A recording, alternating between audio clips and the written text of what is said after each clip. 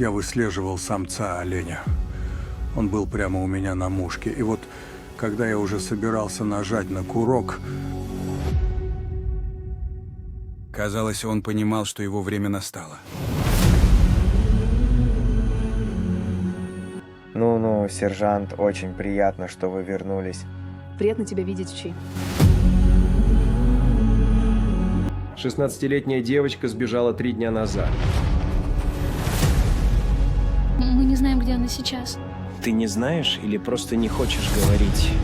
Крупные дела всегда всех напрягают, а это дело очень серьезное.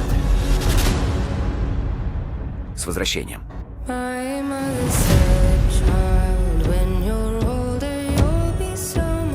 Л.А. – опасное место.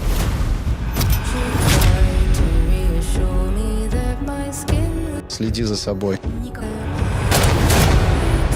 У нас там, возможно, обученный убийца, который хочет довести дело до конца.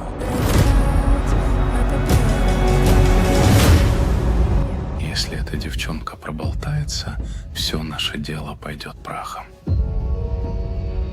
Она направляется сюда. Сколько бы раз ты не отправлялся в пустыню,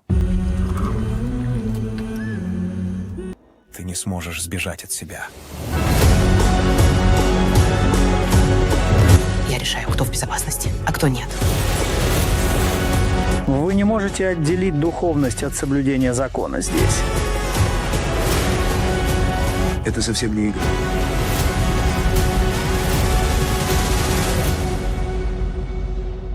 Моя обязанность заботиться о каждом человеке в резервации.